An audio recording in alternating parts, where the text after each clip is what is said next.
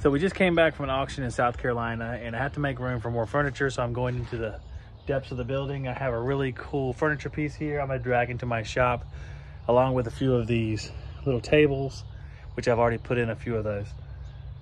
We're gonna see how fast we can crank those out and try to make some room so we can add some more stuff, sell that, make some more stuff, and it always have way too much for the storage capacity that we have here. My wife makes these great candles. This one is called Coffee Shop, and I just love it. I put it in the shop here, and it fills the shop with wonderful smells. This is our furniture piece. Very beautiful. Very wonderful. Hope I can find the key.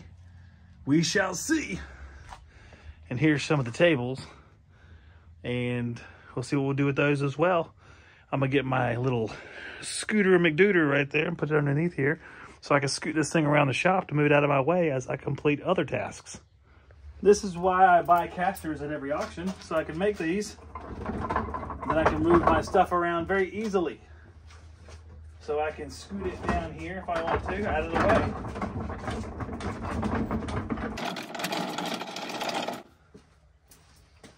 way. All right. I didn't really think the candle thing through. I already had to leave, so. Oops. Time has passed by, and I'll tell you something. I'm out here at the road, and I have some tables out here at the road that are just a little bit too far gone, and I have a free sign, and there will be a redneck along shortly to take every single one of these. This is just, I like this guy.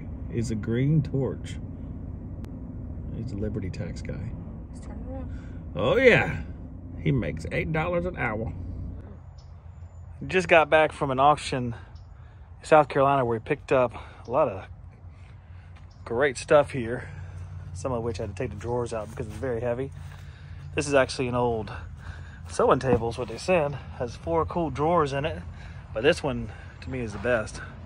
So really cool stuff. I gotta figure out where to put it in the trailer to keep it while it's raining, and we can get to work on it and actually one day use our trailer for actually transporting stuff. So over the last 2 days, I've had quite a few auction finds of old tools. Some of them work well, some of them not as well. This is a Craftsman disc sander / polisher. It was in the decent category. I wanted this because it's a biscuit joiner and I don't have a biscuit joiner, and I figure I can just fix it until it works. Oh yeah.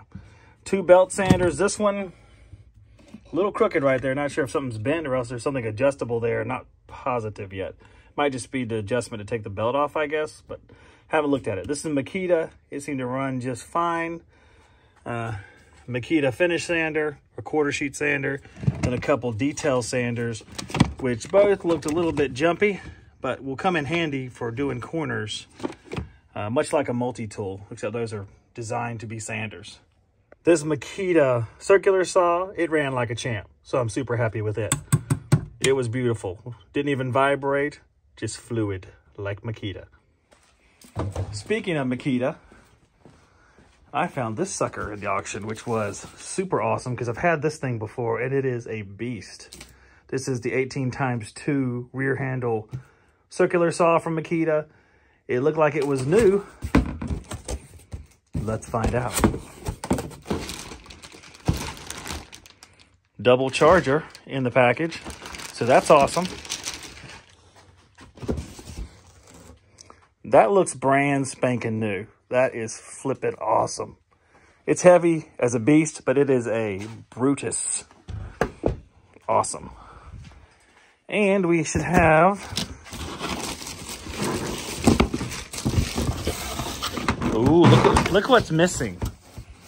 There's no batteries. Ooh, sneaky. There's no batteries in here. Someone took the batteries out. Someone just wanted themselves some batteries. But for 86 bucks, it's pretty good. And I do have some batteries over there that I can use with this thing. Never mind. There's a couple batteries in the saw. Looks like some older batteries, but we'll see how they do. Huh. It's kind of weird. There's 2 3-amp-hour batteries, and typically these come with 5s. So we could use the 3s. I've got some 4s over there too, so that's okay. But they're also definitely not new. So someone took the new ones out, I guess, and put the old ones in here, which is interesting. But still a great value, since this sucker cost, geez, even on sale, it's $250, $299. So well worth it. Let's see how they work in here. All right, so no dead battery signal. So it says this one's over 80% charged. This one, if it doesn't show up in the next second, means it's below 80% charged. We shall see. It shows this battery is charged, and it's only been a couple minutes, and I'm kind of curious because that seems really fast, and my gut is telling me that it's not going to work. So let me see here. Where is my Makita subcompact? Here's the Makita with the 1.5 amp hour battery. Nice and quiet.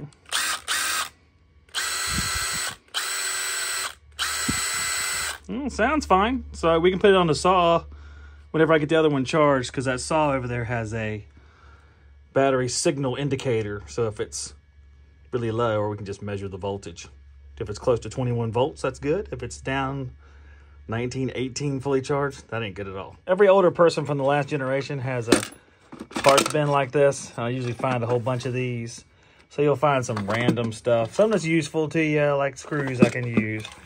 Some that's not quite useful. So I'll end up going through all these, throwing away the ones I can't use. Washers. I definitely use washers, so that's good.